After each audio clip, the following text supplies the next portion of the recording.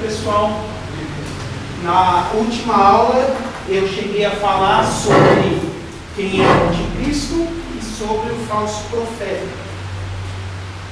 E nós ficamos de ver a marca da besta a partir da página 172. É isso mesmo? Então, prosseguindo aqui na página 172. Você ficou interessado em falar para a gente quem é o anticristo, né? Eu falei rapidinho lá no final. Eu sugeri algumas coisas, né? Eu não afirmei nada. Então eu vou ler aqui para vocês, página 172, o que é a marca da besta. Desde a igreja primitiva, a marca da besta, escrita em Apocalipse 13, versículos 16 a 18, é um dos elementos mais especulados pelos estudiosos da Bíblia e também pela sociedade em geral. A besta que sobe da terra, também conhecida como falso profeta, além de instituir a adoração mundial ao anticristo, ainda desenvolverá essa marca, que será colocada na testa ou na mão direita das pessoas para ser utilizada nas transações comerciais. Sem ela, ninguém poderá comprar nem vender nenhum tipo de mercadoria.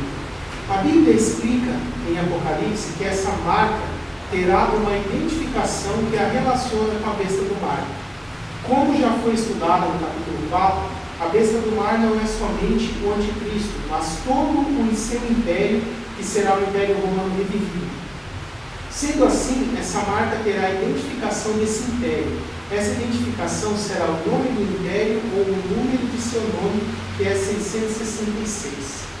Então, isso é um assunto que se tem muita especulação, né? Vocês já devem ter visto os vídeos por aí falando que a marca da besta, os mais antigos diziam que era o próprio papado, né, lá da Igreja Católica, porque eles pegam o título que o Papa tem em latim, né, que é Vicaris Dei Filii, né, vigário do Filho de Deus, substituto do Filho de Deus, que vem escrito na roupa do Papa, e tentam pegar ali as letras que também equivalem a números no alfabeto latino, né, os numerais romanos, e fazem ali de forma que a soma dá 666. Mas o mais importante para nós entendermos aqui é o seguinte: isso é um mistério guardado para o período tribulacional. Então, por mais que se tenha especulações a esse respeito, e elas até façam sentido, na nossa atual era, dispensação da igreja, nós não vamos ter como saber exatamente o que é. Porque ela só surgirá de forma clara e explícita quando o período tribulacional começar. E como nós entendemos que a igreja será arrebatada antes disso, quando começar, nenhum de nós mais vai estar aqui, assim espero, né? Em nome de Jesus, que vivifique, né? Para poder vivenciar essa realidade que acontecerá. Então, para que serve essa advertência que Deus nos deixou lá em Apocalipse 13? Serve para a geração que vivenciar a tribulação, principalmente os judeus, que se converterem durante a tribulação, e os gentios também, que não tiverem se convertido até o momento do arrebatamento, mas se converterem depois, durante a tribulação. Na época deles, isso será revelado, né? O falso profeta vai levantar essa falsa religião mundial, que vai apoiar o governo mundial do anticristo, e vai instituir essa marca, né? Que depois eu vou falar mais sobre o dispositivo mesmo. Mas qual é o propósito dela? Não será uma coisa que as pessoas serão obrigadas a colocar desde o início. Porque na primeira metade da tribulação, o anticristo vai se fingir daquela pessoa boazinha. Ele vai ser o Messias, né, pelos judeus. Os judeus vão achar que ele era o Messias, que ainda não tinha vindo.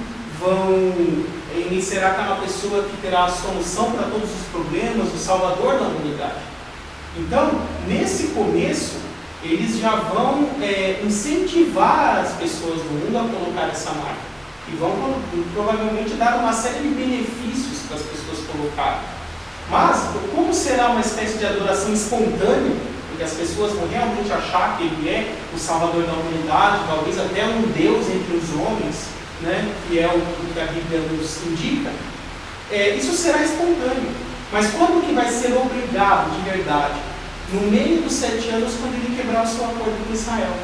A partir do momento que ele quebrar o seu acordo com Israel, se assentar num trono lá em Jerusalém e exigir que todos o adorem como se ele fosse Deus, a partir daquele momento será obrigatório. Né? E o problema principal não é colocar um chip, que eu vou explicar daqui a pouco, mais provável em nossos dias é que seja esse chip, ou não, simplesmente colocar ou não, porque senão alguém poderia ser sequestrado, sedado para ficar inconsciente, e nesse meio tempo as pessoas colocam o chip, e quando a pessoa acorda, olha para a mão e fala, meu Deus, vou para o inferno. Né? Não é assim que funciona. Colocar esse dispositivo, primeiro, está condicionado a pessoa espontaneamente jurar fidelidade ao anticristo e a seu governo mundial. Em outras palavras, a reconhecer que Deus não existe e que o verdadeiro e único Deus é o anticristo. É esse líder que se levantará, que ele é Deus. Né? Isso equivale, de certa forma, a pecar contra o Espírito Santo, que é o único pecado imperdoável. Então, por isso que fala que aquele que recebe a marca já está destinado à perdição, que não tem mais salvação. Porque receber essa marca, implicação primária dela é que primeiro ele vai ter que jurar fidelidade ao anticristo, seu governo, reconhecer que ele é Deus e que o Deus da Bíblia não existe. E aí a marca será colocada nele. Não o inverso. Primeiro coloca a marca faz ele ficar mal. Não, é o contrário. Então é por isso que não pode ser uma coisa forçada, que ninguém vai poder, contra a sua vontade, ser obrigado a colocar a marca mesmo sem jurar essa fidelidade ao anticristo. E por isso que o texto fala que todos aqueles que se negarem serão mortos. Não é se negar a colocar a marca, é se negar a jurar fidelidade ao anticristo, seu governo, e reconhecer que ele é Deus. É por isso que eles serão mortos. Agora, quem aceita esse juramento recebe a marca, como um sinal desse juramento que foi feito. Tá? E qual será a finalidade dessa marca? A Bíblia em Apocalipse 13 fala que sem ela ninguém vai poder nem comprar nem vender nada. Será ela que vai gerenciar todo o sistema financeiro, todo o sistema econômico do mundo. Então isso nos leva a crer em nossos dias que o dispositivo que mais se assemelha a essa marca atualmente é um chip que já existe aí há alguns anos chamado de Mondex. Ele é mais ou menos do tamanho de um grão de arroz. E lá dentro ele tem uma memória que contém várias informações, vai ter os dados de todos os documentos da pessoa, RG, CPF, título de eleitor, carteira de habilitação, tudo. Vai ter o histórico médico da pessoa, vai servir como cartão de débito e de crédito para as contas bancárias que a pessoa tiver, vai servir como um rastreador GPS para a pessoa ser encontrada em qualquer lugar do mundo com aquele chip. Então, provavelmente o dinheiro numerário, cédula assim, física, vai deixar de existir. E todo o sistema financeiro vai ser unificado em uma única moeda e todas as transações serão realizadas por meio eletrônico. E o dispositivo que vai ser utilizado para realizar essas transações será o chip. E é por isso que ninguém vai poder comprar ou vender nada se não tiver ele. Porque imagine que todos os mercados do mundo comecem a aceitar só cartão de débito, ou crédito, todo o dinheiro é tirado de circulação. Vão utilizar só transações eletrônicas. E depois, em vez de ter um cartão como temos hoje, esse cartão é transformado em um chip que é colocado embaixo da pele da pessoa, e aí o próprio cartão, o chip vai servir como cartão de débito ou crédito. E não haverá mais outra forma de transação, não vai mais existir cheque, nem numerário físico, nem nada desse tipo. É para isso que o mundo caminha. Então, eu não afirmo categoricamente a marca da besta vai ser esse chip, o Mondex. Se o arrebatamento ocorrer em nossos dias, atualmente o dispositivo que mais se assemelha a essa marca é esse chip. Mas de repente, se o arrebatamento não ocorrer daqui a 20, 30 anos, pode ser que no futuro seja desenvolvida uma nova tecnologia que a gente ainda não conheça e essa nova tecnologia se torne a marca da besta. Então não podemos afirmar categoricamente é o chip ou não é o chip, porque senão nós vamos cair no mesmo erro que a geração anterior caiu com o código de barras. Nos anos 70, 80, quando a tecnologia do código de barras entrou em uso, muita gente especulou, não, a marca da besta é o código de barra, vai fazer um código de barra na mão da pessoa ou na testa, né? E ainda mais que por causa do próprio sistema ali de criptografia do código de barras, eu não sei se vocês já perceberam, ele tem uma barrinha dupla, assim, meio grossinha, uma no começo, uma no meio e uma no fim. Que vai no número 6. E a grossura daquela barra, ela é a mesma do número 6. Na verdade, aqui não é um dígito de conferência, para saber onde o código começa, onde ele termina e onde é o centro dele, para leitora saber se posicionar, não ler errado. Né? Mas muita gente pegou, é o 6 no começo, o 6 no meio, o 6 no fim, meia, então é a cabeça. Né? E nós não podemos assim agir de forma precipitada com relação a isso. E o que eu recomendo, principalmente para a igreja do dia de hoje, é que procure muito saber esse respeito, porque para nós a serventia disso é mínima. E como eu falei, isso é um mistério reservado para a geração que vivenciar a tribulação, é uma ferramenta que Deus deixou disponibilizada na palavra para que a geração daquele período saiba reconhecer quem é o anticristo. Através de ver o código da marca da besta. Tá? Mas como eles vão fazer isso? Não temos como ter certeza, mas o mais provável é o seguinte: esses caracteres que nós utilizamos hoje para representar os números, né? Esse símbolo aqui nós entendemos como 0, aliás está muito redondinho, né? O 0 é mais oval.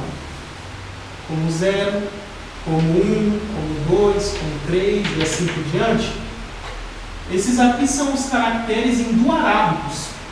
Eles começaram a ser usados em escala mundial há coisa de 200 anos atrás, um pouco mais talvez. Mas, anterior a isso, se usava o quê? Aqui no Brasil, por exemplo, na Europa, o numeral romano. Porque as primeiras línguas, o grego, o romano, o latim, o hebraico, eles não tinham caracteres para os números. Então, os mesmos caracteres que são as letras, eles também tinham um valor numérico. Né? Então, por exemplo, em hebraico, essa letra aqui é o Aleph. Ele equivale à nossa letra A. Então, ele é ao mesmo tempo o A e o 1. Para compor palavras, ele é o A. Para conta, na matemática, ele é o 1. Essa outra letrinha aqui, que é o Bet, ele é ao mesmo tempo o B e o 2. Essa outra letrinha aqui, que é o Gimel, ele é ao mesmo tempo o G, que no alfabeto hebraico do B já vai para o G. E o 3. E assim por diante. Né?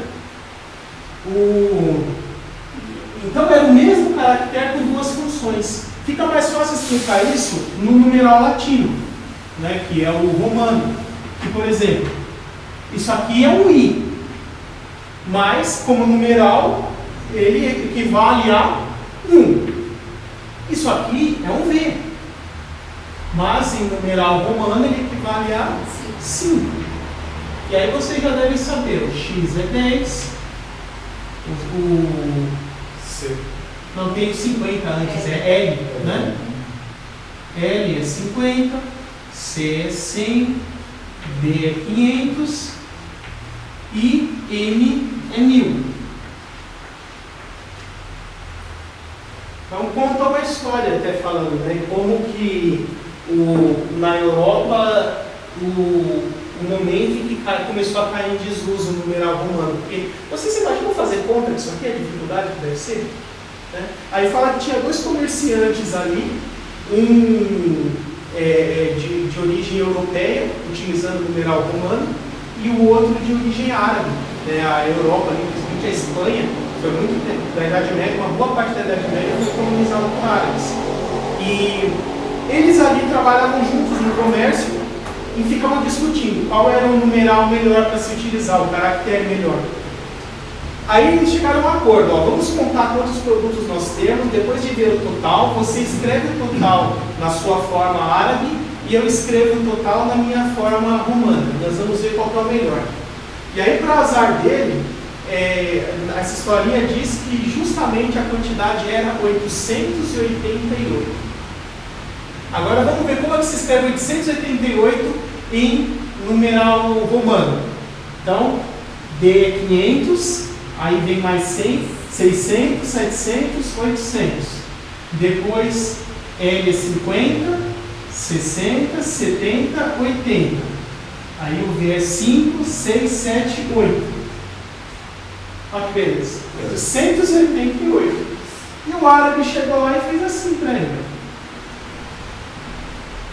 Aí fala que ele olhou e falou: o céu é mais fácil que ele. Né? Isso é uma historinha que se conta. Mas os povos da antiguidade estavam muito acostumados com esse sistema que, ao mesmo tempo, o caractere representava uma letra e um número. Então, dentro dessa estrutura de pensamento, você pode pegar uma palavra, identificar naquela palavra o valor numérico que cada letra tem. E aí, a linha de pensamento mais comum é que, se pegar o nome do governo mundial, do anticristo, né, dessa nova ordem mundial, que terá algum nome, e converter as letras para o seu equivalente em valor numérico e somar tudo, a soma vai dar 666. Então, o mais provável de ser a forma de calcular a marca da besta é essa, apesar de ainda não sabermos com certeza. Aí, quando um aluno meu fica muito ansioso: não, eu quero saber, eu quero descobrir, eu falo: quer saber mesmo? Quero. Então fica para a tribulação. Aí é certeza que você descobre. Mas agora, por que diz que o número 6 é o número do homem? Qual a razão? Tem dois motivos. Primeiro, porque em 6 dias Deus fez o mundo e a última coisa que ele fez foi o homem. Então foi no 6º dia, o homem criado. E puxando mais para um lado de simbolismo das numerologias, né, das simbologias numéricas na Bíblia, 7 é um número perfeito, que é o número de Deus. E o homem é um pouco inferior a Deus, então ele não chega a ser perfeito. Então antes do 7 é o 6. Né? Oi? Você falou que nós vivemos 30 anos para estudar o tempo da tribulação. Não creio nesse ponto. Desculpa, eu não ouvi bem. Eu não gosto que Deus, para chegar à tribulação, seria de 20 a 30 anos. Eu não creio. Não, eu não estou afirmando isso. Eu disse que pode ser que daqui a algum tempo, eu disse que eu estou dando só como exemplo, que surja uma tecnologia mais recente do que o chip hoje. E essa tecnologia mais recente venha a ser a marca da besta e não o chip. Entendeu? O que eu quis dizer é só isso, que muitas vezes nós estamos focados demais na nossa atual condição, no atual cenário, e tentamos adaptar tudo ao nosso cenário atual. Né? Isso daí é chamado de anacronismo. Você pegar uma coisa que era um contexto de outra época e tentar enxergar ela no nosso contexto atual, e aí o sentido dela muda. Né? Só para informação, semana passada, eu mandei a minha filha pagar uma conta com dinheiro lá no Bradesco, perto do Juventus, lá no Império. Chegou na hora de só recebe um cartão. Mandaram ele para a lotérica, não recebe o dinheiro. Então isso que ele falou agora, já está, o Bradesco está fazendo isso. Isso é contra a lei. Mas Eles vai para a fazem, lotérica. eu não sei, eles fazem, mas a menos que, por exemplo, o boleto de cartão for da Caixa e está vencido. Não, assim. não Mas vencido. Se pode ser pago em qualquer banco que está dentro do vencimento, Tá ela pode haver uma ocorrência contra o Banco Central. Isso aí eu não sabia. Eu sei que mas eu trabalho em banco. Mas ela foi na lotérica. Falou: olha, dinheiro seria uma lotérica. Então, muitas vezes, principalmente banco, agência que tem muito movimento, eles fazem esse tipo de restrição para não consumir muito o funcionário com uma atividade que vai gerar pouca receita. Mas isso é contra a lei, isso é legal. Se for feita uma reclamação, eles vão dançar, eles vão tomar uma multa. Mas já está puxando alguma coisa, eles já está ensinando. Ah, sim. Os bancos já estão fotografando pessoas pela digital. Sim, já tem caixa eletrônico com biometria, né? Lugarzinho de pôr o dedo lá para reconhecer. O Bradesco Tomou É a mão. a mão inteira já. A mão, todos os dedos. Eu uso o dedo e Depende inclusive do na banco. carteira de motorista já é o dedo também. Sim. Isso é uma coisa que vai ficar cada vez mais popular. Né? E a nova geração que cresce já nesse contexto, já cresce achando que é normal. Então, para ter uma mudança a mais, é um pouquinho. É verdade. Né? Agora você viu esse microchip que a gente põe no cachorro? Então, não deve ser, é o mesmo tipo. Basicamente, o hardware é o mesmo. Não muda muita coisa, não. A lógica é essa. E um detalhe interessante que eu quero falar para vocês é o seguinte. O próprio pessoal que achava que era a código de barra, na própria Bíblia já tem um indício para saber que não podia ser código de barra. Por quê?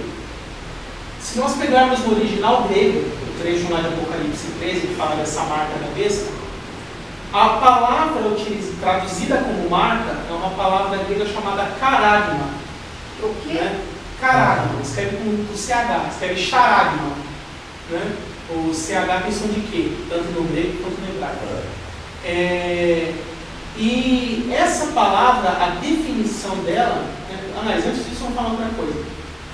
Praticamente o único lugar na Bíblia que aparece essa palavra é Apocalipse. Todos os outros lugares na Bíblia que vai falar a respeito de marca, eles usam outro termo chamado estigma. E qual é a diferença da definição dessas duas palavras? Estigma é uma marca mais superficial. Então ela pode ser uma mancha, uma marca de queimadura, uma tatuagem, um rótulo, algo desse jeito, é uma marca superficial. Agora, o termo charagma, ele passa a ideia de uma marca causada por algo que perfurou a pele. Então, em que texto se utilizava essa palavra? Por exemplo, quando alguém era picado por uma cobra. Era picado por uma cobra e o lugar onde a cobra fincou a sua presa, ficava uma marca ali com um buraquinho. Esse tipo de marca era chamada de charagma. Então, a própria ideia da palavra, por que João ele quis utilizar esse termo, que é extremamente incomum e raro na língua grega, quase não utilizado, ao invés de utilizar o termo mais comum, que é o estigma. Né? Porque ele queria passar uma ideia com isso. A ideia é que não é qualquer marca, é uma marca causada por algo que vai perfurar a pele da pessoa. Né? Então, um código de barra, um selo, um rótulo, não preencheria essa condição. Agora, se nós observarmos como é inserido esse chip, eles pegam uma seringa com uma agulha grossa, o suficiente para o chip passar por dentro, espetam a pele da pessoa, perfuram e inserem o chip lá dentro. E aí depois fica uma marquinha onde furou e um lugar saltadinho, assim, onde está o chip. Então, a forma como é inserido o chip e a marca que ele deixa, se encaixa perfeitamente com a definição do termo que João usou na Apocalipse 13. Tá? Então, pelo próprio estudo ali da definição do termo nos originais, já dava para chegar que não era código de barra. Mas era a moda da época dizer isso. Né? Então, é mais um detalhe aí para mostrar para vocês que tem embasamento. Eu acompanhei o código de barra. Inclusive, não era uma febre há 30 anos atrás? Inclusive, os números que dava, você colocava o nome da pessoa e transformava em número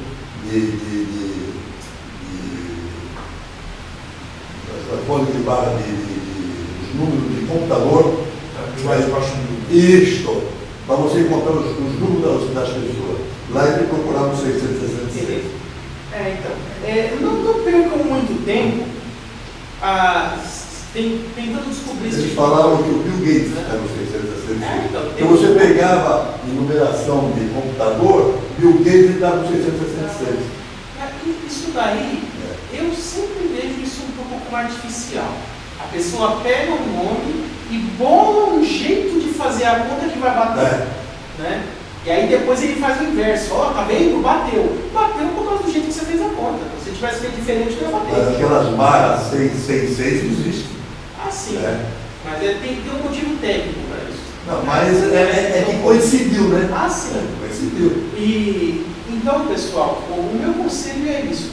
Principalmente essa questão da marca da besta, não se preocupe muito em querer descobrir isso na atualidade. Não vai estar aqui mesmo, pô. A serventia disso é praticamente nenhuma. Tá? Isso é uma forma que Deus deixou para a geração que vivenciar a tribulação ter uma ferramenta para reconhecer quem é o anticristo. Tá? Isso para nós praticamente não se aplica. Tá? Aqui, depois vocês podem ir em casa, página 172, 3 e 4, falar com mais detalhes sobre a marca da besta, mas eu já quero ir para a página 174 aqui na segunda parte, falar sobre Israel durante a tribulação. Então eu vou ler para vocês aqui. Diz assim: para Israel, os primeiros 3 anos e meio da tribulação serão um período de uma falsa paz, adquirida através do acordo de paz assinado pelo Anticristo. Daniel 9:27 diz assim: com muitos ele fará uma aliança que durará uma semana. No meio da semana ele dará fim ao sacrifício e à oferta. Numa ala do templo será colocado sacrilégio terrível, até que chegue sobre ele o fim que lhe está decretado. Nesse tempo, quando o povo estiver dizendo paz e segurança, conforme lá a 1 de Tessalonicenses 5:3, que diz assim: quando disserem paz e segurança, a destruição virá sobre eles de repente, como as dores de parto à mulher grávida, e de modo nenhum escaparão. Então, nesse período da primeira metade da tribulação, o templo de Jerusalém será reconstruído e os rituais de sacrifício judaico serão restabelecidos. Então, para um pouco de Israel, como vai ser o período tribulacional? Logo no comecinho, vai se levantar esse líder mundial, que nós chamamos de Anticristo. Os judeus irão acreditar que ele é o verdadeiro Messias que não tinha vindo, e por isso vão segui-lo e vão acreditar no que ele disser. E por causa dessa credibilidade que ele terá, não só entre os judeus, mas também entre os gentios, que ele que vai tirar o mundo do colapso econômico que vai acontecer, de todo o caos gerado pelo próprio arrebatamento, da desordem. Será aquela pessoa que vai ter aquelas ideias que ninguém nunca teve, as soluções para todos os problemas. Então, ele conseguirá fazer um acordo de paz entre judeus e árabes. E nessa primeira metade dos 7 anos, nesses primeiros 3 anos e meio, esse acordo de paz será respeitado. E nesse período, o templo lá em Jerusalém será reconstruído, os sacrifícios voltarão a ser realizados como era feito no Antigo Testamento, igualzinho como era no Antigo Testamento. Tudo vai fluir assim como se fosse realmente paz. Tanto que quando ocorrer ali a quebra do acordo, será uma coisa bastante inesperada, vai pegar eles muito de surpresa. Por isso que o texto aqui de 1 de Tessalonicenses 5:3 diz: quando todo mundo estiver dizendo paz e segurança, está tudo bem, tudo tranquilo, ele vai chegar de forma repentina a destruição. Mas, amor, esse ensinamento que você tem, eles têm conhecimento disso, os judeus hoje, e eles não tomam nenhum conhecimento. Eles não reconhecem o Novo Testamento como escritura inspirada. Mesmo com essa notícia dos 7 anos, e fazer o templo novamente. Jesus, lá em Mateus 13, ele cita Isaías para mostrar que a atual geração dos judeus, eles estão cegados. Por mais que mostrem, eles não conseguem ver. E praticamente os olhos deles só serão abertos quando eles perceberem que o Anticristo não é o Messias que eles esperavam, era um falso. Uma resposta que você deu aqui. E também tem para cumprimento da profecia, assim como Jesus cumpriu a profecia ao pé da letra, se isso aí está profetizado, precisa se cumprir também. Sim, e o próprio Jesus falou: eu vim em nome do Pai e vocês não creram. No futuro virá outro em seu próprio nome, e esse vocês vão crer. Ele está falando do Anticristo. E aí Jesus não chega a falar isso, mas continuando essa ideia, vocês vão crer, e quando perceber que ele é o falso, vocês vão quebrar a cara. E aí quando quebrar a cara, vocês vão lembrar do verdadeiro que veio aqui atrás e vocês não creem. Mas isso eu vou falar mais à frente. E uma questão que se levanta é: como será reconstruído o templo? Porque lá no monte do templo, o Monte Moriá, vocês podem até ver no Google Maps, se vocês quiserem colocar no Jerusalém, aí vocês vão ver um lugarzinho escrito Old City, que é a cidade velha, que é a parte da Jerusalém que já existia desde a época de Jesus, no Antigo Testamento. E ali no Monte do Templo, ele é mais ou menos assim, ele é retangular, assim. E aqui, deixa eu ver se eu lembro, aqui fica aquela mesquita de Omar, a cúpula dourada, E aí o que está o problema? Porque no século VII os muçulmanos construíram essa mesquita nesse lugar. E como fazer para construir o templo se a mesquita está aqui? Vão jogar uma bomba, derrubar a mesquita? vão entrar em guerra com todos os países árabes, automaticamente. Então, até hoje, lá em Israel, esse tem sido o maior impasse, porque os judeus querem reconstruir o templo a todo custo. E os árabes querem proteger a mesquita deles a todo custo. Por isso que essa região chamada de Monte do Templo, lá em Jerusalém, ela é domínio árabe. Vocês sabiam que a cidade velha de Jerusalém ela é subdividida em 4 distritos, como se 4 bairros. Tem o bairro dos judeus, o bairro dos árabes, o bairro dos católicos romanos e o bairro dos cristãos ortodoxos, que são os católicos do Oriente, digamos assim, os armenos. E essa parte do Monte do Templo fica dentro do bairro dos árabes, que é a parte que os árabes dominam de Jerusalém. Por isso que, há um tempo atrás, eles não deixavam os judeus nem entrar aqui para orar, nada disso, por medo de acontecer alguma coisa. E o lugar chamado de Muro das Lamentações, ele fica mais ou menos aqui. Aqui nós estamos vendo de cima, tá? E aí aqui, que é esse muro ocidental, é a única coisa que sobrou do templo que existia na antiguidade. Aqui, olhando aqui assim pelo lado, é um muro, e é nesse lugar que os judeus se reúnem para orar, ler a Torá, que é o Antigo Testamento, fazer petições, colocar os papelzinhos na fenda do muro, é esse pedacinho aqui. Então, alguns levantam hipóteses. Como fazer para poder reconstruir o templo com a mesquita? Alguns dizem assim, o anticristo vai impor que os árabes deixem a mesquita ser demolida. Eu duvido muito. Tá? E os outros falam, não, os judeus vão jogar uma bomba e vão destruir tudo e aí vão poder reconstruir o templo. Aí não encaixa com o que a Bíblia diz, porque a Bíblia diz que nos primeiros 3 anos e meio vai ter paz. E os árabes não iam deixar de forma nenhuma, ele vai explodir a segunda mesquita mais sagrada do mundo para eles e não vão fazer nada. Então, o que eu acho que é mais provável de acontecer? Você pegar as dimensões do templo, tá? Aqui é a mesquita, aqui é um jardim e aqui tem um museu, mais ou menos aqui. O que eu imagino que vai acontecer? O anticristo vai, de alguma forma, conseguir que seja desapropriada essa segunda parte do terreno. Porque ele não era todo preenchido com construção. Ele tinha a parte do prédio, propriamente dito, e tinha a parte do pátio, de outras partes. O tamanho do prédio, sozinho, ele cabe nesse pedaço aqui. Mais ou menos assim. Então, o que eu imagino é que o anticristo vai conseguir desapropriar essa metade, onde não é a mesquita. E olha que slogan perfeito. Vocês querem um símbolo maior do que da harmonia, da paz entre árabes e judeus, do que o templo sagrado de cada um deles, um ao lado do outro. E aí os árabes vêm adorar lá aqui, os judeus entram por aqui para adorar o Deus de Israel, um ao lado do outro. Vocês querem um slogan mais perfeito do que esse? Um marketing melhor do que esse? E o que eu acho mais provável de acontecer é isso. É que o anticristo vai conseguir que o templo seja construído do lado, na parte do terreno aqui do norte. Porque cabe, tem espaço suficiente, e aqui só tem um jardim e um museu. Um jardim você pode facilmente destruir, e o museu é só você pegar os artefatos e levar para outro lugar. O problema aqui é a mesquita. Então, se for fazer uma divisória bem feitinha aqui e dividir o terreno meio para cada um, parece até a questão de juiz que fazendo acordo, fazendo conciliação no processo. Vou falar, vocês são herdeiros de Ismael, vocês são herdeiros de Isaac, então eu vou repartir a herança, meio a meio. Não é assim que juiz costuma fazer, na partilha?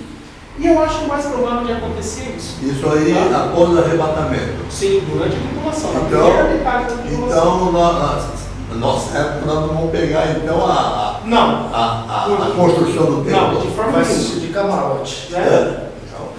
Então imagina se ele começar a construir amanhã, nós estamos aqui. Não na terra. Não na terra, porque é o seguinte. A Bíblia deixa bem claro que é durante o acordo de paz do anticristo. Porque agora, com eles em guerra lá, não vão conseguir chegar nesse acordo. Lembra do estudo das 70 semanas de Daniel, capítulo 3? que tinha 3 coisas que iam acontecer depois que a semana 69 terminasse. O Cristo iria ser morto, Jerusalém e o templo seriam destruídos, e a Terra Santa entraria num estado de constante falta de paz até o início da tribulação, que é a última semana. Então, enquanto eles estiverem nessa guerra, cumprindo a própria profecia das 70 semanas, não vai ter acordo. Só vai ter acordo quando o anticristo vier e fazer um acordo de paz. Aí vai possibilitar a construção. Então, é completamente inviável entender que a construção será realizada, eu não digo assim, de levantar recursos, comprar materiais, confeccionar roupas de sacerdotes, levitas, instrumentos, utensílios, porque tudo isso já tem sido feito. E já está concluído uma boa parte. Mas o tempo mesmo, chegar lá em empreiteira, limpar o terreno, começar a pôr as estacas, isso aí esquece. Isso aí é durante a tribulação. Isso daí só vai dar para fazer depois que o anticristo fizer a acordo de paz. Tá? Então, na primeira metade da tribulação, tudo fluindo muito bem, todo mundo achando que o anticristo é o Messias mesmo, e aí ele vai ganhando cada vez mais domínio, cada vez mais poder, mais credibilidade, o templo é reconstruído, os judeus ficam felizes da vida, achando que ele é o Messias mesmo, voltam a fazer seus sacrifícios, suas ofertas lá no templo, até que ocorre um evento. Né? Um evento anterior à quebra do acordo. E quando depois eu vou mostrar para vocês, juntando esses 2 eventos, vocês vão ver que é por causa dele que o acordo vai ser quebrado. A Bíblia fala em Ezequiel, capítulos 38 e 39, que uma coligação de povos, né, será liderada por um rei chamado Gog, de uma terra chamada Magog. E eu vou até ler o texto com vocês. Ezequiel 38 e 39, os 2 capítulos. Os engenheiros da construção do futuro tempo não construíram o Edir Macedo para adquirir experiência? Pode ser, né? Agora espera alguns anos, se der errado, se trincar, se rachar, já faz o projeto, né? Já. Apesar que não, porque as medidas e proporções desse templo do Macedo é completamente diferente da planta original. É só a fachada que imita o mesmo estilo arquitetônico, mas o tamanho é diferente, as proporções que são diferentes, e por dentro ele é completamente diferente, por dentro ele é um auditório. Né? Esse nome de Templo de Salomão é muito mais marketing do que realidade. Ele só tem a fachada externa parecida com o templo do Antigo Israel. Ele construiu também, acho que 40 quartos, uma coisa assim. Então, por dentro é uma igreja, é um templo de igreja, como qualquer uma desses grandes templos que existem por aí. Né? Esse negócio de Templo de Salomão é só um nome temático, esqueçam, ele não tem nada a ver com o templo de verdade que será reconstruído. Olha, eu trabalho no passarinho que eu trabalhava, logo quando foi inaugurado, no passarinho era difícil. Era gente. Não, é bonito. Era imponente. Olha, chama atenção. passava às 5h20 da manhã. Ah, já tá cheio. Eu também trabalho lá perto. Eu vi dele. Quando chega ali 2 quarteirões antes. Agora não, agora passa o cenário. Já melhorou, né? Já Já passou. bem. Mas assim, tem gente falando que o Macedo é um anticristo, reconstruiu o templo.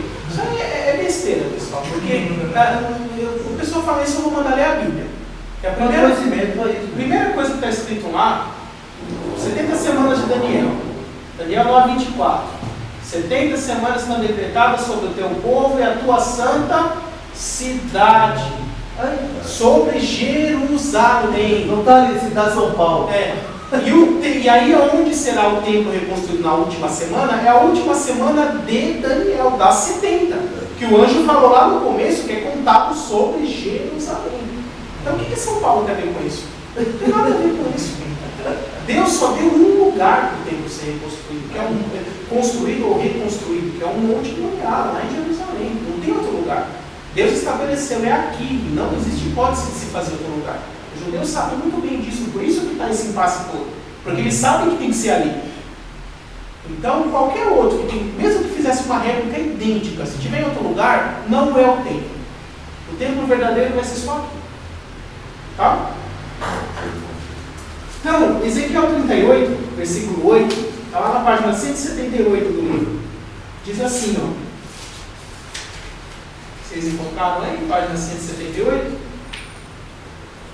O texto diz assim: depois de muitos dias, você, o Gog, o rei Gog, será chamado às armas, para a guerra. Daqui a alguns anos você invadirá, agora olha o detalhe, uma terra que se recuperou da guerra, cujo povo foi reunido dentre muitas nações nos montes de Israel, os quais por muito tempo estiveram arrasados, trazidos das nações, agora vivem em segurança. Então esse rei, esse personagem, em que momento que ele vai invadir Israel? Ele fala que Israel nesse momento aqui, será uma terra que se recuperou da guerra, cujo povo foi reunido dentre muitas nações dos montes de Israel, os quais por muito tempo estiveram arrasados, e que, trazidos das nações, agora estarão vivendo em segurança. Depois da morte e ressurreição de Cristo, da destruição de Jerusalém, a Bíblia só nos mostra 2 períodos onde vai haver paz na Terra Santa. Um é a primeira metade da tribulação, que é uma falsa paz debaixo do acordo do anticristo, e o outro é o milênio. Colocar isso aqui dentro do milênio é fora de questão, completamente incoerente.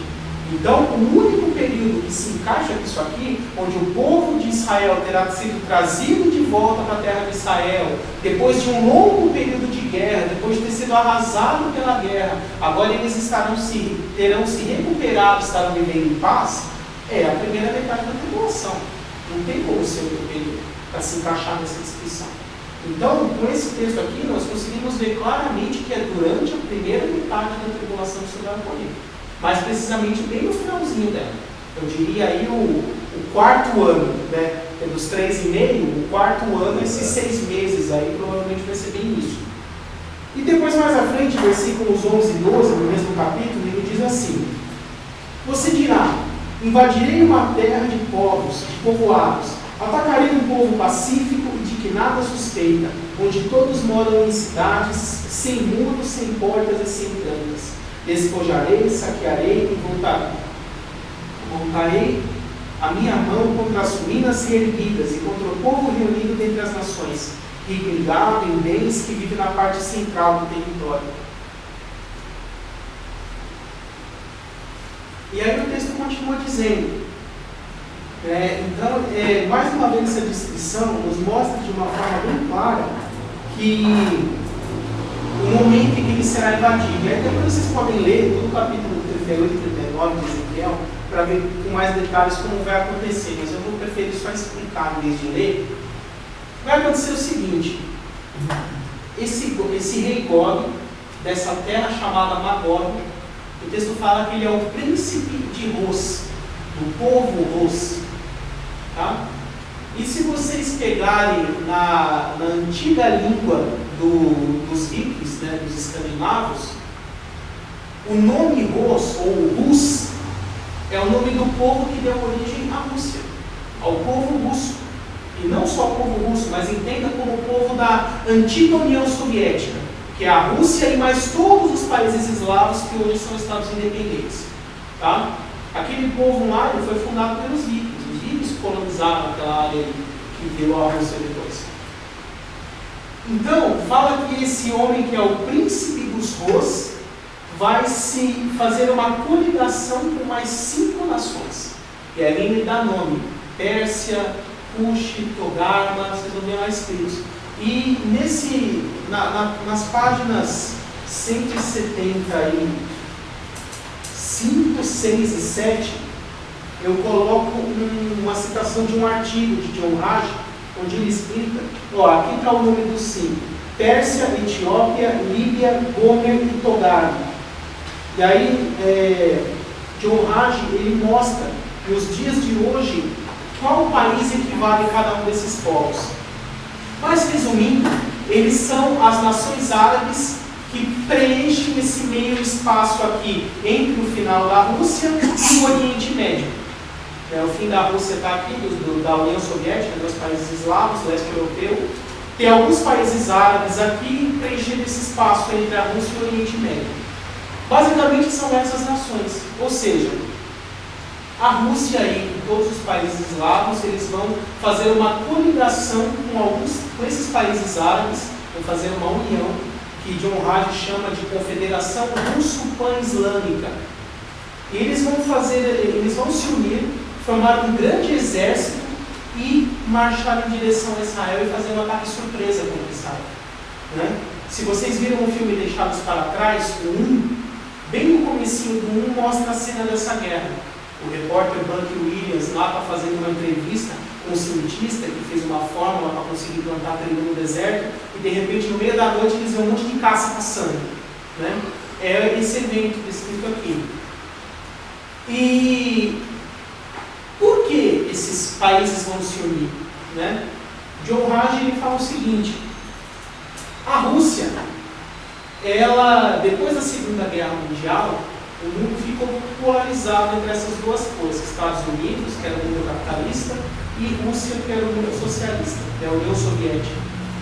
E eles ficaram nas décadas seguintes se preparando, criando exércitos e armas, se preparando para uma guerra, uma provável guerra na época entre Rússia e Estados Unidos pelo domínio do mundo, uma guerra que nunca aconteceu. E esse foi chamado período da Guerra Fria. Né?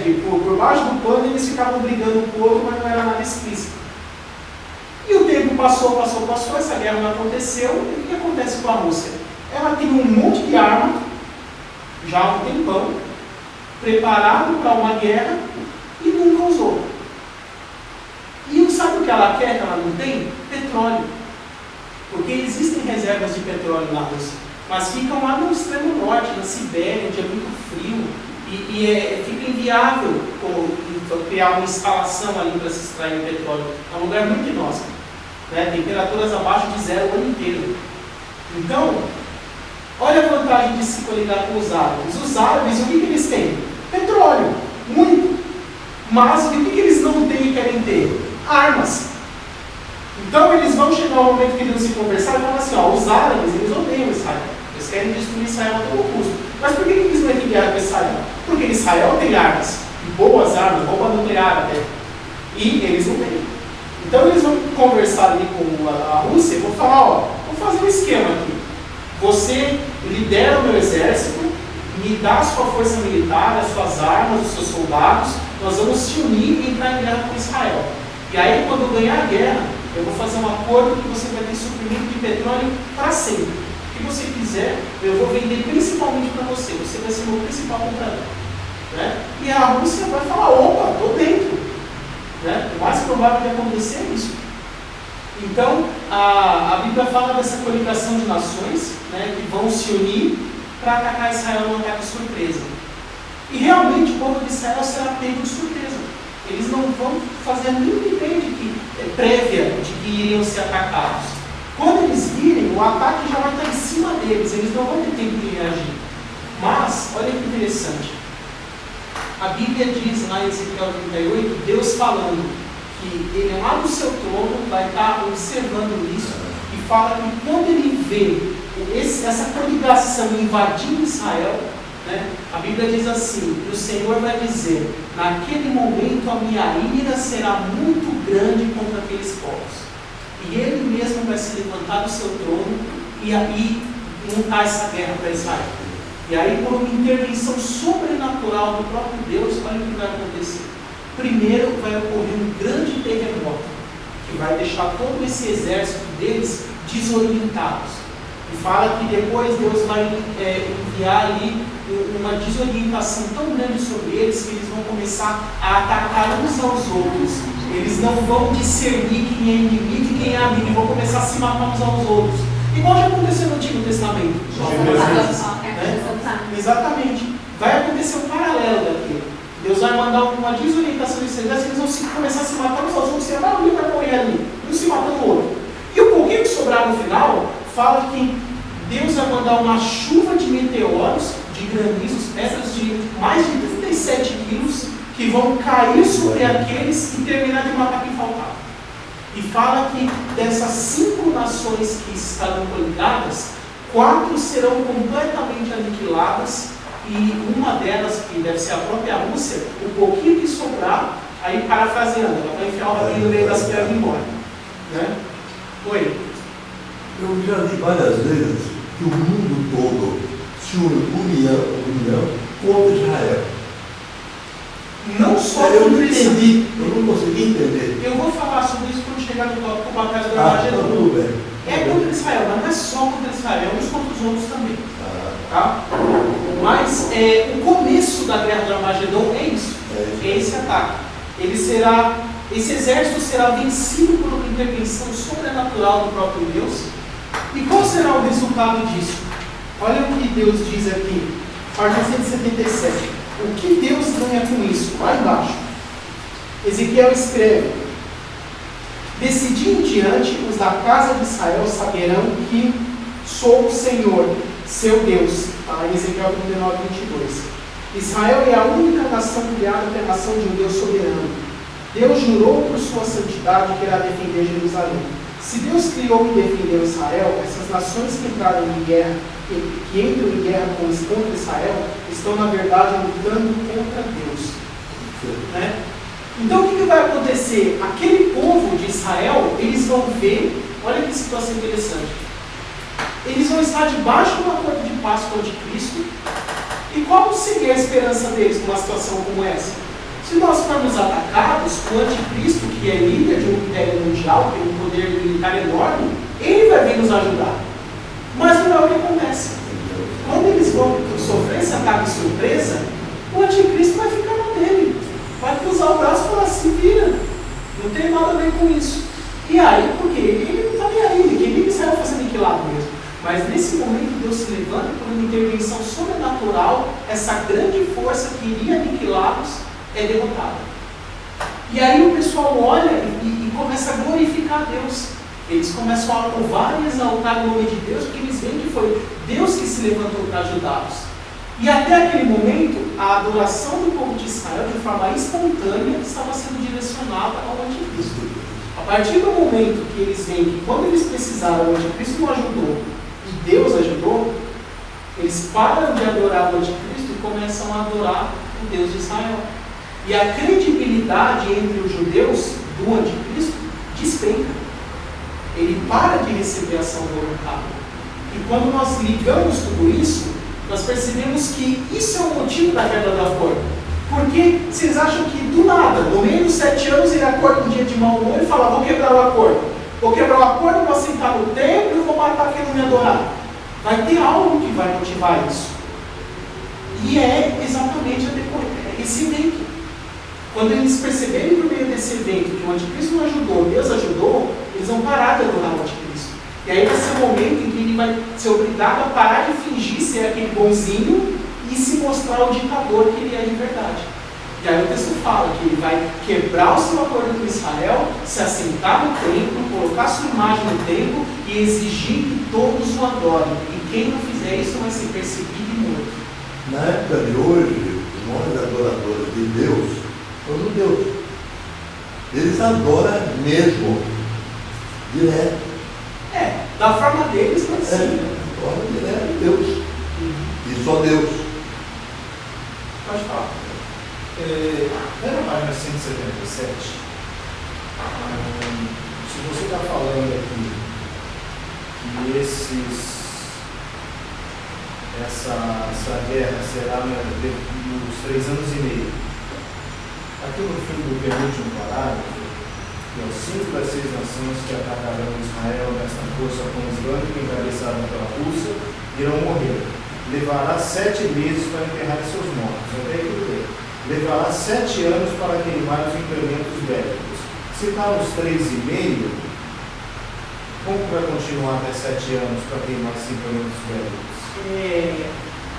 O problema foi a forma que John Hardy colocou aqui, que fica difícil entender. O implemento bélico, quando você vai ler o texto lá, fala que eles utilizarão os armamentos, os despojos, como combustível.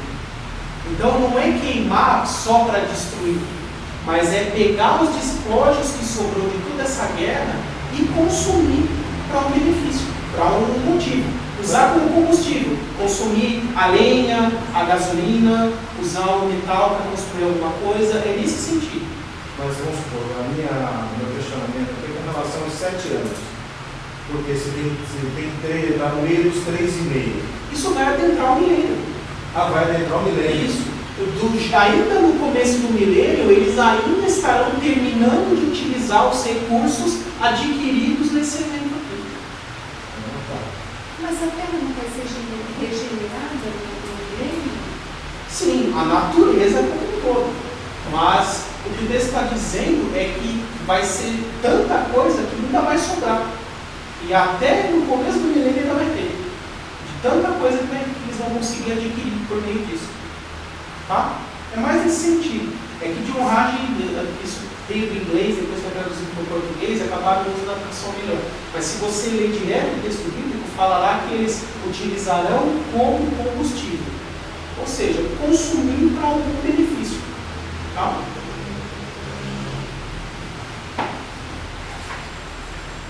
Então, nesse momento, o anticristo quebra o seu acordo.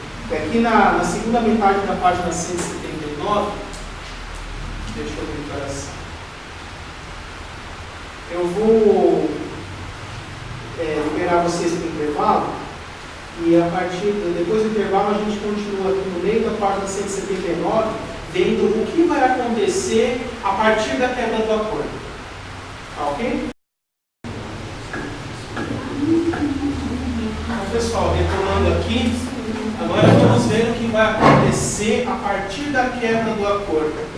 Página 179, a metade de baixo, diz assim: na metade da tribulação, ou seja, quando se completarem os 3 anos e meio, o anticristo quebrará seu acordo, colocará sua imagem no templo. Novamente, Daniel 9:27 nos fala sobre isso, dizendo assim: no meio da semana ele dará fim ao sacrifício e à oferta. Isso aqui são indicações do que é realizado no templo. E numa ala do templo será colocado o sacrilégio terrível, até que chegue sobre ele o fim que lhe está decretado. Em conjunto com esse texto, 2 Tessalonicenses 2, versículo 4, diz assim: este se opõe e se exalta acima de tudo que se chama Deus ou é objeto de adoração, chegando até a assentar-se no santuário de Deus, proclamando que Ele mesmo é Deus. Então, no meio da tribulação vai ocorrer exatamente isso. O anticristo vai quebrar o seu acordo, se assentar num trono lá no templo de Jerusalém, colocar a sua imagem no templo e obrigar que todos o adorem. Eu vou continuar lendo aqui. A adoração a Deus e os sacrifícios do templo serão interrompidos até o fim da tribulação. Daniel 12, versículo 11 diz assim: depois de abolido o sacrifício diário e colocado o sacrilégio terrível, haverá 1290 dias. Aí é que eu vou colocar um detalhe para a curiosidade de vocês, que eu vou só deixar no ar e não vou explicar agora. Vou explicar só no capítulo 8. Então aqui o total são 7 anos, 2 partes de 3 anos e meio. Porém, 3 anos e meio são 1260 dias em anos judaicos. Isso nós vemos lá por Apocalipse 12. A mulher foi sustentada da ira do dragão, foi livrada, foi protegida no deserto por 1260 dias, que é a nação de Israel. Isso que acontecerá com a nação na segunda metade da tribulação. Então por que Daniel usa 1290 dias? Esse texto de Daniel 12, ele é interessante, porque ele fala assim: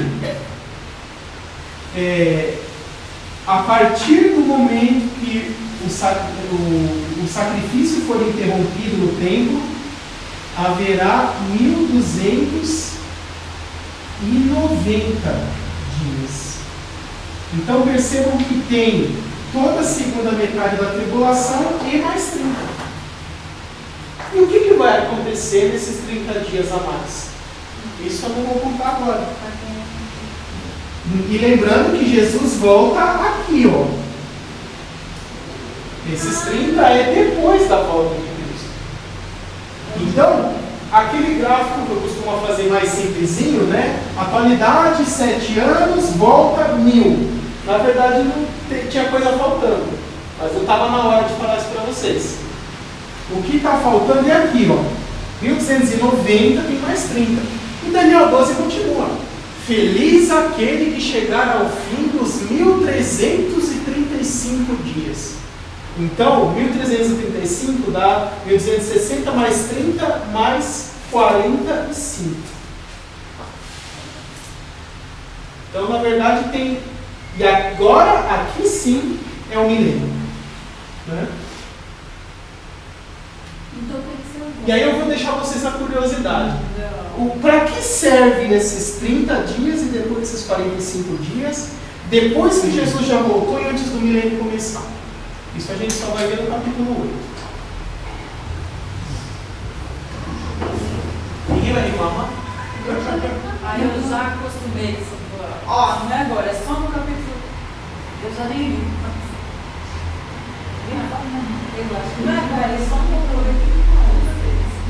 Vocês conhecem a história das 1001 Noites, da Sherazade? Sim. Então, ela tinha que toda noite fazer o gancho para o próximo dia para não ser morta, não Mas é? o gancho lá fora, tinha que dar no fim. Não, vocês vão ficar curiosos aqui até entrar no 8 agora. Daqui a 3 horas vocês vão estar lembrando disso aí. Então, continuando. Finalzinho da página 179. O povo se revoltará contra a profanação que esse homem realizará. E então o anticristo desencadeará uma grande perseguição contra o povo.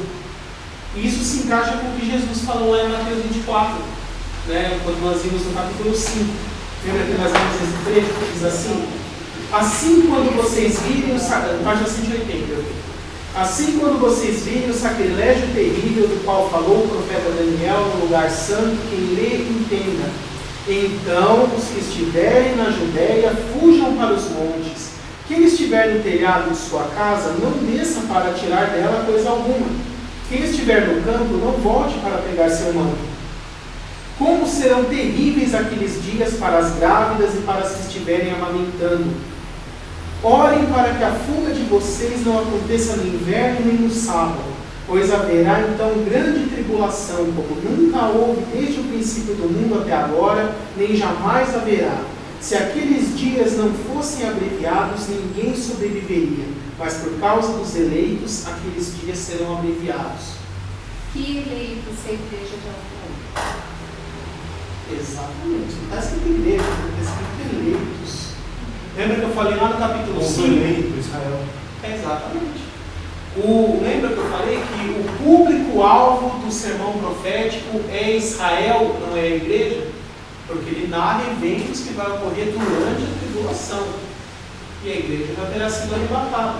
Por isso que ele não usa a palavra igreja aqui. Vamos ver alguns pontos interessantes, né? Assim, quando vocês viram o sacrilégio terrível do qual falou o profeta Daniel. Então, voltando lá para Daniel e 2 Tessalonicenses 2, que sacrilégio terrível é esse? Não, isso foi o Antigo Epifânio. Isso foi uma sombra, uma pré-figuração lá do Antigo Testamento. Mas no futuro, será o momento em que o anticristo se assentar no trono em Jerusalém e colocar a sua imagem lá para ser adorada. Essa imagem é o sacrilégio terrível. Ele se assentar no templo de Deus em Jerusalém e exigir que o povo adore como se ele fosse um Deus. Né? E aí que ocorrerá isso aqui. O que Jesus falou: quando vocês virem isso acontecer, fujam. Quem estiver na Judéia, fuja para os montes. Quem estiver no telhado, não desça para fazer a sua malinha, montar suas coisinhas antes de ir embora, pega a roupa no corpo e vai. Não espera. E tem pessoas que usam esse texto assim, completamente fora de contexto, né? Fala que Jesus falou mal das grávidas, das que estiverem amamentando, né? Ai das grávidas, das que estiverem amamentando. Não tem nada a ver com isso. Dentro desse contexto, é o quê? Vai ser muito mais difícil uma grávida fugir. Imagina sair correndo com o barrigão. Imagina sair correndo amamentando com o nenenzinho no braço. Vai ser mais difícil de fugir. Então, por isso que ele fala, ai das grávidas, das que estiverem amamentando. Porque vai ser mais difícil fugir nessa hora. E continua, ore para que a sua fuga não se dê no inverno nem no sábado. Por quê? Porque também vai ser mais difícil se for no inverno. Vai ser mais frio. Como é que vai fazer para levar agasalho, cobertor, roupa, se você está fugindo? Vai passar frio. Né? No inverno tem mais escassez de alimento. E o inverno ali do Oriente Médio, no deserto, é inverno. Jerusalém, às vezes, chega até a nevar, dependendo do inverno, sabia? É um calorzão lá no verão, mas o clima de deserto ele tem essa polaridade, né? Durante o dia ou no verão é muito quente e no inverno é muito frio, né? Mas as crianças estarão aqui nesse período da tribulação? Olha que interessante. Grávidas e que estiverem amamentando. Criança de até que idade é amamentada? Até os 2 anos. Isso. E nesse momento terá se passado quanto tempo do arrebatamento? 3 anos e meio. Então, as crianças terão sido todas arrebatadas, mas nesses 3 anos e meio vai dar tempo das mulheres engravidar, conceber e ainda se estará numa idade de amamentar. Até 2 anos e pouco. Porque já se passaram 3 anos e meio do arrebatamento. Então perceba que a escritura se encaixa em todos os detalhes. Não dá para fugir disso daí. E uma outra coisa que talvez você já deve ter ouvido, e eu assim fico com dor no coração quando eu escuto esse tipo de coisa. O finalzinho diz assim: se aqueles dias não fossem abreviados, ninguém sobreviveria, mas por causa dos eleitos, aqueles dias serão abreviados. Eu já vi um monte de gente chegar na igreja, em outras igrejas, né? Dá oportunidade para a pessoa, aí ela vai lá na frente e fala: irmãos, a palavra diz que no fim dos tempos os dias serão abreviados. E nós vemos isso ocorrendo no dia a dia, essa correria, que não tem mais tempo para nada, que passa o dia rapidinho sem não conseguir fazer nada. Isso é um sinal profético, os dias serão abreviados. Quem não ouviu isso aqui? Eu já ouvi. Um monte de vezes. É baseado nesse texto aqui. E olha que coisa, não tem nada a ver com o que o texto diz. O que o texto diz aqui, os dias, eu vou ler de novo, para vocês entenderem melhor.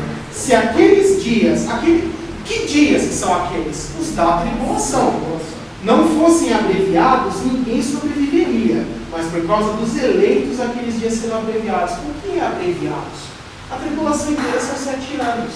Mas Deus, na sua graça, vai permitir que a grande perseguição, o grande sofrimento, vai ser só na segunda metade, que é 3 anos e meio. Ou seja, Deus abreviou o período de sofrimento, restringindo só a segunda metade da tribulação. Porque se Deus deixasse o anticristo desencadear a sua perseguição e perseguir, prender e matar os santos durante todos os 7 anos, ninguém sobreviveria, ia pegar todo mundo. Então é isso que o texto diz. Tá? Então, se relaciona com o judeu também, a mesma coisa. Ore para que a sua fuga não se dê no inverno nem no sábado. Inverno porque é mais difícil de fugir. E sábado porque é um dia que, de acordo com a lei de Moisés, não pode trabalhar. Né? Tudo relacionado aos judeus. Se os dias foram abreviados, por que teve mais 30 e mais 45? Mas é muito coisa. Não pensa nisso agora. Isso, lembra o seguinte, Jesus volta antes daqueles 2 intervalinhos ali. E a perseguição acaba no momento que Jesus volta. Mas vai ser o tempo que estava previsto. Abreviado significa o que é isso que eu falei? Tribulação inteira não são 7 anos? Isso. Deus, na sua graça, vai restringir a perseguição na prática, de forma efetiva, empreendida pelo anticristo contra os santos, só na segunda metade, os 3 anos e meio do fim, a partir da queda do acordo. É isso que ele fala abreviado, porque o período de tribulação, a última semana de Daniel, o tempo da angústia de Jacó, são 7 anos. Mas desses 7 anos, o tempo que efetivamente será de perseguição contra os judeus, são só os 3 anos e meio finais. É por isso que ele fala, será abreviado, porque se Deus deixasse o anticristo perseguir e matar os 7 anos inteiros, não ia sobrar ninguém. Mas por causa dos eleitos, que são o povo judeu, ele restringiu, para que sobrasse o remanescente, senão ia morrer por mundo. E esse contexto que fala do 13, 24, e 24 aqui, é todo o contexto desse período de tribulação? Ele é subdividido em 3 partes, né? Eu não sei se você estava aqui nas aulas do capítulo 5. São as aulas do capítulo 5. Então, esse sermão. Esse trecho exclusivamente é da tribulação. Isso, 3 do 24 também? Esse trecho eu expliquei lá no capítulo 5, que é uma profecia de dupla referência. Não, Ele teve um cumprimento histórico lá nos 70 e terá o seu cumprimento definitivo, escatológico, na tribulação. Tá? Mas ele se aplica à tribulação também. Tá?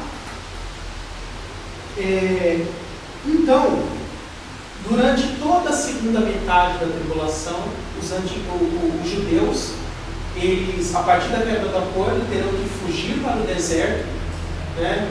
Alguns especulam que eles vão ficar refugiados numa cidade chamada Petra. Não sei se vocês já ouviram falar. Toda uma, não digo uma cidade, mas uma grande edificação que ela foi toda escavada na rocha. Tem uma região ali no deserto da Palestina que é uma grande montanha rochosa e comerciantes lá da antiguidade, como aquilo era parte de uma rota comercial importante, eles escavaram na rocha várias assim, casas, edificações, lugares onde as pessoas pudessem habitar e construíram uma cidade toda escavada, talhada, literalmente, em rocha sólida, né? E atualmente é uma ruína desabitada. Então, alguns entendem que ali será um lugar, ou talvez um dos lugares onde os judeus vão se refugiar, porque eles falam do deserto da Judéia. E o único lugar que tem uma edificação grande o suficiente para comportar um grande volume de pessoas, pelo menos por enquanto, é ali. Tá?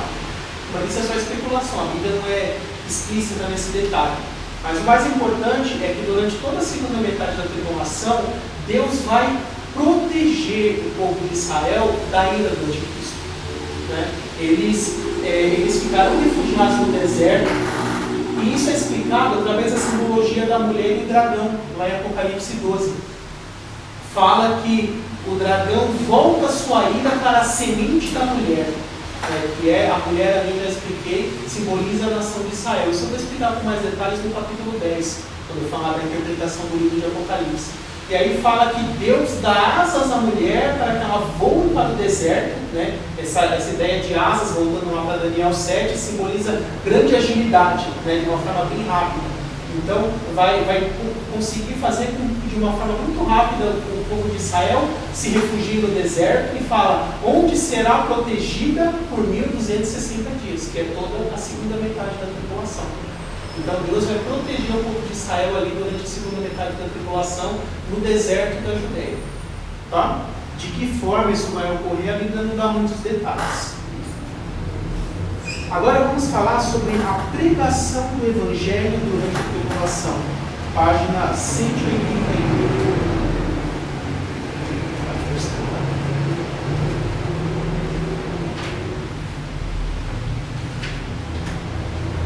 Quando pensamos a respeito da tribulação, mais cedo ou mais tarde surgirão algumas perguntas em nossa mente.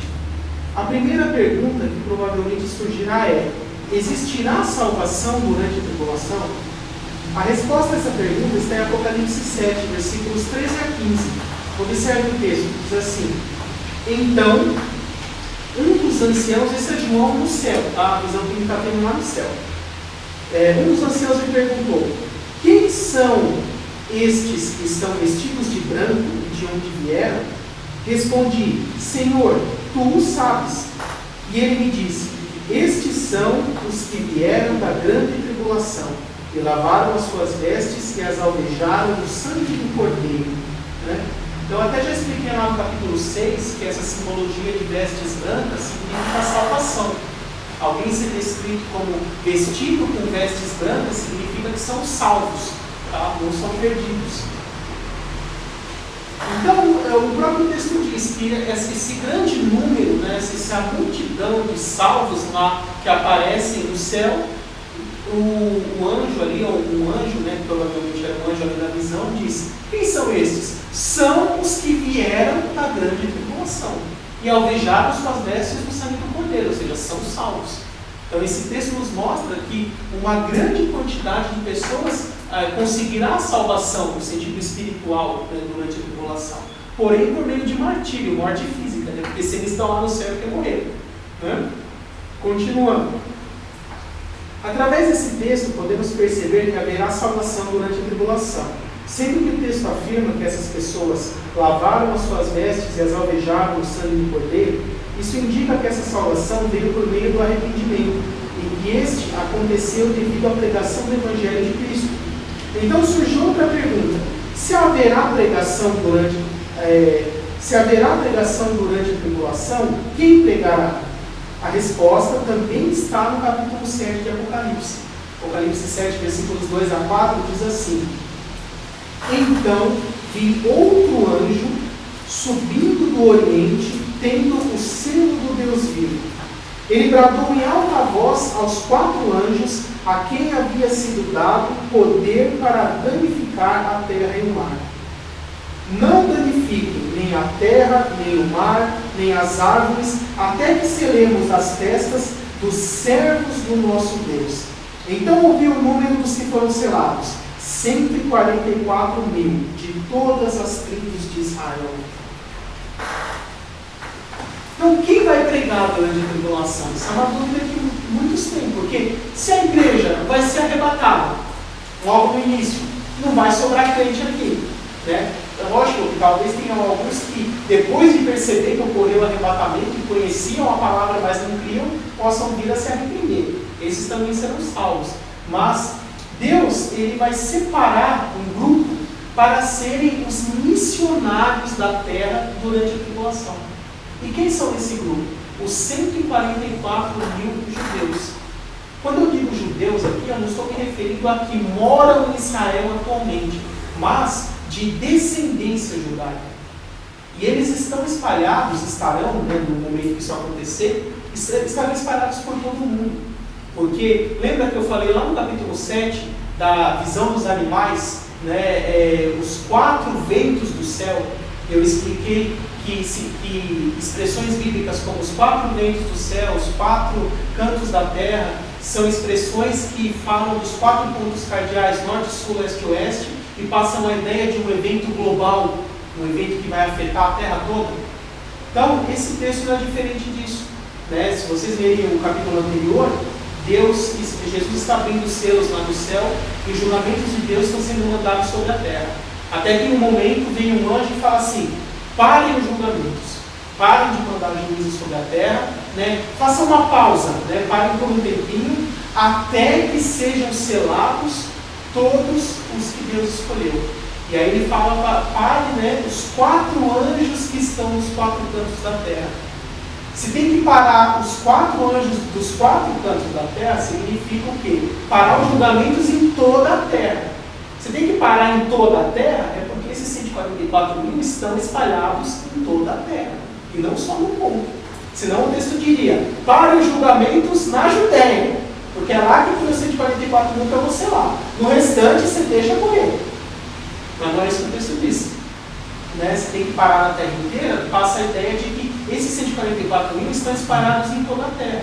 E o sentido é esse mesmo, porque eles vão pregar principalmente para os gentios durante a tribulação. Quem vai pregar para os judeus são as 2 testemunhas, que eu vou falar em outro tópico, lá em Israel mesmo, né?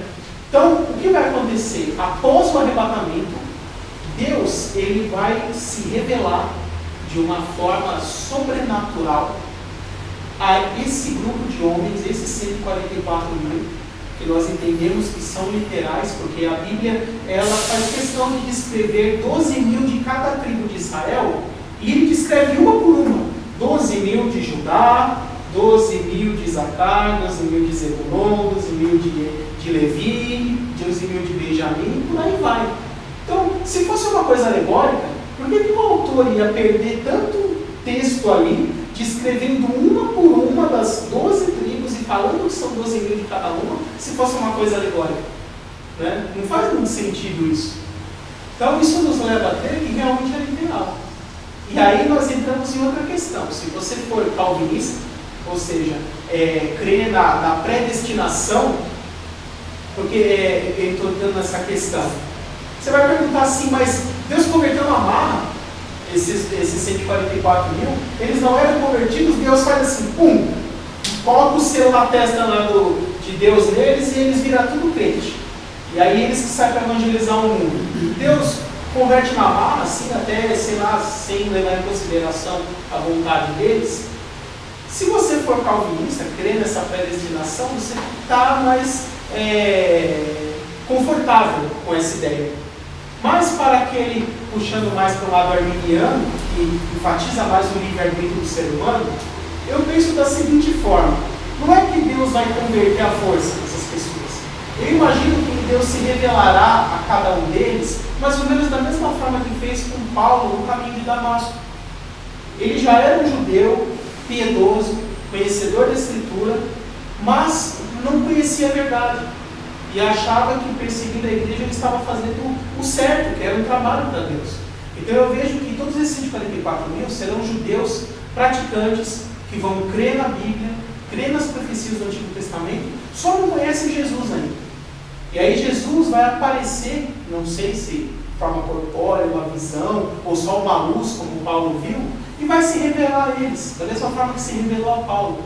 E alguém que já crê na Bíblia, já crê em Deus, só não conhece o Messias, quando o Messias se revela de uma forma tão clara assim, tem como a pessoa dizer, não quero? Você acha que Paulo, ali dentro daquele contexto, o Senhor é Jesus, a que eu persigo, é o Messias? Tá bom, mas não vou ser missionário, não. Você acha que existe essa possibilidade de acontecer isso? Eles já são crentes, eles só não conhecem a verdade. Crentes no sentido de crer na Bíblia, crer em Deus. Então eu imagino que será mais ou menos dessa forma. Deus vai se revelar a cada um deles de uma forma semelhante a que se revelou a Paulo. E da mesma forma que deu a Paulo a missão de pregar aos gentios, cada um deles receberá essa mesma missão, de pregar aos gentios durante a tribulação. Não só aos gentios, a todos, mas principalmente aos gentios. Né? E que evangelho será esse? Eu vou ler aqui na página 182. Este texto afirma que Deus separará 144 mil homens dentre o povo de Israel para pregar seu evangelho durante a tribulação. Esse será o povo de Deus que pregará a mensagem do evangelho durante a tribulação. Então surge mais uma pergunta: qual será a mensagem pregada? A mensagem será o evangelho do reino. Isso conforme Mateus 24,14 diz assim: e este evangelho do reino será pregado em todo o mundo como testemunha a todas as nações, e então virá o fim. Né? Esta mensagem chamará o homem a se arrepender e invocar o nome do Senhor. Que conforme Joel 2,32 diz: e todo aquele que invocar o nome do Senhor será salvo, pois conforme prometeu o Senhor, no Monte Sião e em Jerusalém haverá livramento para os sobreviventes, para aqueles a quem o Senhor chamar. Eu até expliquei em aulas anteriores, a pregação do Evangelho do Reino. Qual é a diferença para o Evangelho da Cruz, que nós temos hoje, o Evangelho que Paulo prega, né? Ele mesmo chama de Evangelho da Cruz? É a ênfase. Né? A ênfase do Evangelho da Cruz é o seguinte: Jesus já veio, já morreu pelo perdão dos seus pecados, ressuscitou, subiu aos céus e está à destra do Pai. Né? Creia nisso para a sua salvação. O Evangelho do Reino é a pregação de João Batista. Arrependam-se, convertam-se, pois o reino de Deus está próximo. O Messias está voltando para julgar o mundo. E quando ele chegar, se você não tivesse arrependido, você vai para a perdição eterna. Então, essencialmente, os dois fazem parte do mesmo Evangelho, que muda a ênfase. Né? A ênfase da cruz é o que Jesus já fez. E a ênfase do Evangelho do Reino é o que Jesus vai fazer. Que ele está prestes a voltar para julgar o mundo. Essa era a pregação de João Batista. Né? Então esse será o evangelho que eles vão pregar durante a tribulação. Para que aquele que ouvir possa crer em Jesus Cristo como Messias e receber o perdão dos pecados através do seu sacrifício na cruz. Né? O texto de Apocalipse 12:11 diz assim: eles o venceram pelo sangue do Cordeiro e pela palavra do testemunho que deram diante da morte, não amaram a própria vida. Essa análise nos ensina como alguém pode ser salvo. Mas então, uma nova pergunta surge: quem será salvo? O próprio texto de Joel 2,32 diz: e todo aquele que invocar o nome do Senhor será salvo. Né? E dizendo mais a esse respeito, Romanos 4:1-3 diz assim: portanto, que diremos do nosso antepassado Abraão? Abraão creu em Deus e isso lhe foi creditado como justiça. Né? A tradução Almeida mais antiga diz: lhe foi imputado por justiça. Né? E completando a isso, Hebreus 11:6 diz: pois sem fé é impossível agradar a Deus, Pois quem dele se aproxima precisa crer que ele existe e que recompensa aqueles que o buscam. Será possível ser salvo durante a tribulação, mas essa salvação não será de graça. Haverá um preço a ser pago, haverá perseguição, martírio e morte. Isso nós confirmamos ali em Apocalipse 13, versículo 7, que diz assim, que ao anticristo lhe foi dado poder para guerrear contra os santos e vencê-los. Foi-lhe dada a autoridade sobre toda a tribo, povo, língua e nação. Depois Mateus 24:9 diz: então eles nos entregarão para serem perseguidos e condenados à morte, e vocês serão odiados por muitas nações por minha causa. Apocalipse 6:9 mostra onde estão esses mártires.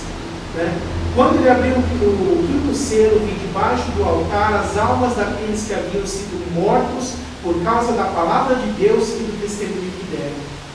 E Apocalipse 20, versículo 4, nos mostra até de que forma o anticristo vai matar essas pessoas. Diz assim: vi as almas dos que foram decapitados por causa do testemunho de Jesus e da palavra de Deus. E aí, aqui é quando Jesus já voltou, então continua dizendo: eles não tinham adorado a besta nem a sua imagem e não tinham recebido a sua marca na testa nem nas mãos. Eles ressuscitaram e reinaram com Cristo durante os 1000 anos. Então, algumas pessoas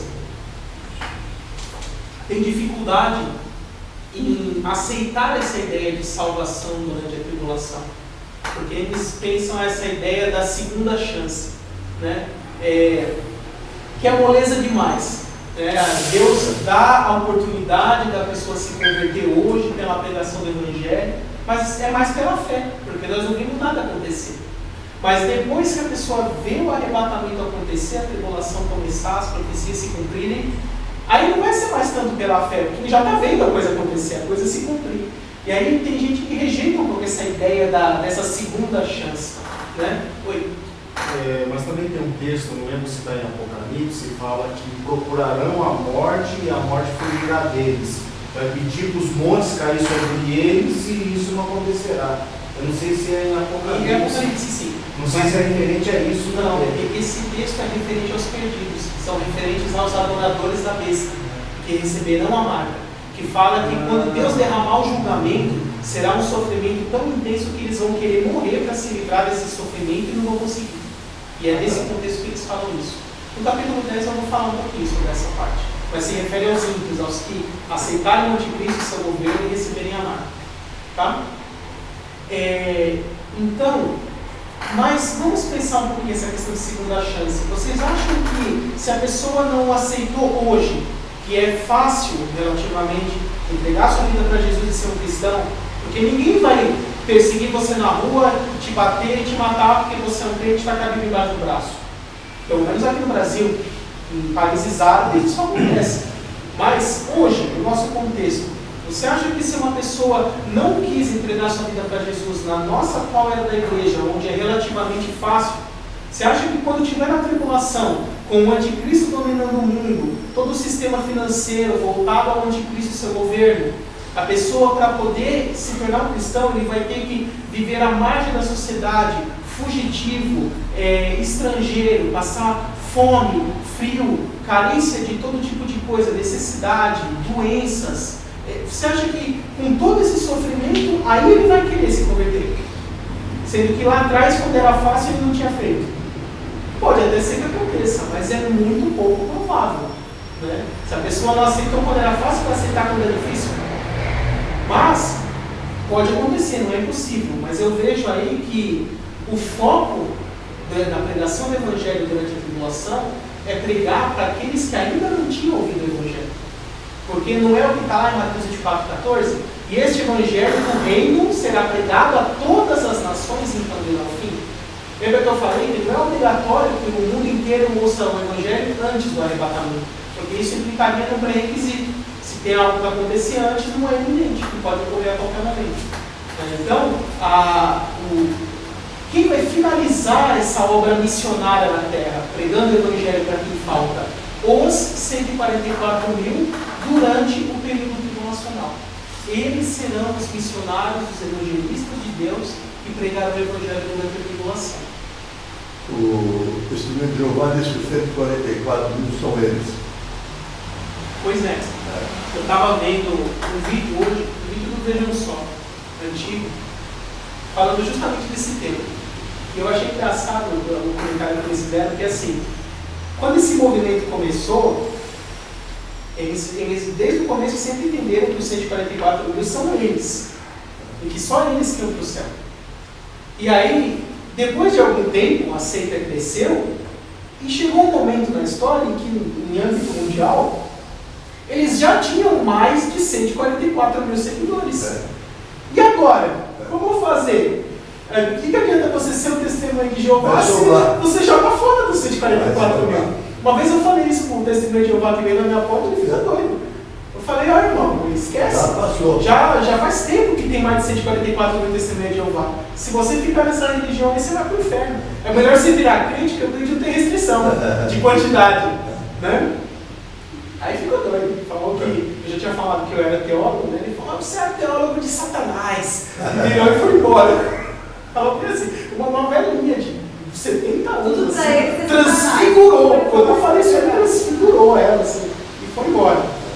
Geralmente sectário é assim, né? É muito bonzinho, tem aquela cara de cordeirinho, até você pisar no carro. Você pisou no carro, transfigura. Parece até que fica endemoniado, né? Não precisa ser assim, sectário, não pode ser mais jovem mesmo. Tá certo. Oi, Deixa eu fazer uma pergunta, uma dúvida. Esses 144 mil são as tribos de Israel. 12 mil de cada tribo. Homens. Todos homens. Então, a pergunta é essa. Aquela tribo de Dan que eles falam, vai incluir? Boa. Se ninguém perguntasse, eu não ia entrar nesse detalhe. Um argumento que os amilenistas usam, que defende uma interpretação mais alegórica para esse texto, eles falam o seguinte: na verdade, não são 12 tribos, são 13. Vocês sabiam disso? Porque 12 tribos foi na hora que dividiu a terra. Quando Josué entrou na terra e tomou, a tribo de Levi não tinha terra, não tinha território, porque os levitas estavam espalhados por todos os territórios, exercendo seus ofícios de levitas e sacerdotes. Então eles não tinham terra. A divisão da terra foi por 12 tribos. E como que ficou essa divisão com 13? Porque Jacó só teve 12 tribos. Se vocês olharem na Gênesis 49 e 50, Jacó, antes de morrer, José, que era o filho dele, traz os dois filhos que ele teve, Efraim e Manassés. E aí Jacó abençoa esses dois netos dele e reconhecem eles como se eles fossem filhos. Ele adota seus netos, dando herança para eles igual se eles fossem filhos. E é por isso que a Bíblia não tem tribo de José. José gerou duas, ele gerou Efraim e Manassés, que são os dois filhos de José, na verdade netos de Jacó. Mas Jacó reconheceu eles como filhos antes de morrer, no leito de morte já, Gênesis 49, 50, isso daí. Então, ficou 13, mas como Levi não tem terra, eles estão espalhados, na divisão da terra deu 12, contando Efraim e Manassés, no lugar de José, e tirando Levi. E essa foi a divisão. Só que a divisão ali de Apocalipse, quando fala das 12 tribos, ele inclui Levi na conta e não inclui nem Efraim e nem Dan. Então a conta bate com 12. Né? Ele tira Efraim e Dan e inclui José e Levi. Né? Tem tribo de José e tribo de Levi. A explicação mais aceita nesse sentido é o seguinte: primeiro, que ali não é em relação à distribuição de terra, né? Por isso que pode se incluir o Levi. Mas por que tirou Efraim e Dan para incluir José e Levi? Dan foi a primeira tribo que se desviou. Se você olhar lá no livro de Juízes, fala que pouco tempo depois de entrar na terra, a tribo de Dan se contaminou com os povos estranhos e foi por meio da tribo de Dan que a idolatria entrou em Israel. Então, inclusive tem até uma profecia que Jacó fez em Gênesis 49, que alguns que falam que Dan é a serpente que fica à beira do caminho, que morde o calcanhar do cavalo e derruba o cavaleiro. Né? E alguns entendem que essa profecia, de certa forma, faz uma referência ao anticristo, por causa de falar da serpente. Alguns, por meio dessa profecia, entendem que Jacó profetizou ali que o anticristo, a linhagem judaica que ele teria, seria da tribo de Dan. Então, de certa forma, a tribo de Dan seria uma tribo amaldiçoada, rejeitada, renegada dentro do povo de Israel, por esses dois motivos. Porque ela foi a primeira a se desviar, e por meio dela Israel entrou em apostasia, e por causa dessa profecia de que o anticristo viria de Dan, que é interpretado dessa forma. Então, eles não estão nos 144 mil. Não, Dan não está incluído ali. Mas, olha que interessante, Efraim e Manassés, os dois vieram de José. Então, não tem o nome de Efraim, mas tem o nome de José. Mas, indiretamente, não é a mesma coisa? Porque todos de Efraim são descendentes de José, que é uma geração antes. Então, por que não colocou Efraim e colocou José? Porque, na época do reino dividido, a principal tribo que causou essa divisão de reino do norte e reino do sul, né, e levou as tribos do norte a também cair em apostasia, começar a adorar Baal, começar a levantar ali nos montes os ídolos, foi a tribo de Efraim. A tribo de Efraim foi a líder dessa revolta e que fez o povo de Israel cair em apostasia também. Então, eu entendo dessa forma. Por que acho que fica mais fácil desenhar? Seria mais ou menos assim. A tribo de Efraim, de forma mais geral, caiu em apostasia e se desviou. Mas é mais ou menos assim. Ó. Aqui tem José. Né? Por linhagem, José gerou duas tribos. Eu vou só colocar aqui pela inicial: Manassés e Efraim. Mas Efraim, de forma quase generalizada, caiu em apostasia. E por isso que foi excluído da lista. Mas como representar aquele pequeno remanescente de Efraim que permaneceu fiel? Porque Efraim e Judá eram as duas maiores tribos de Israel. Eram as que tinham mais pessoas. Então, dentro da tribo de Efraim, como representar aqueles que se permaneceram fiéis? Por meio da genealogia anterior. Então, eu entendo que a Bíblia chama de tribo de José o remanescente fiel de Efraim.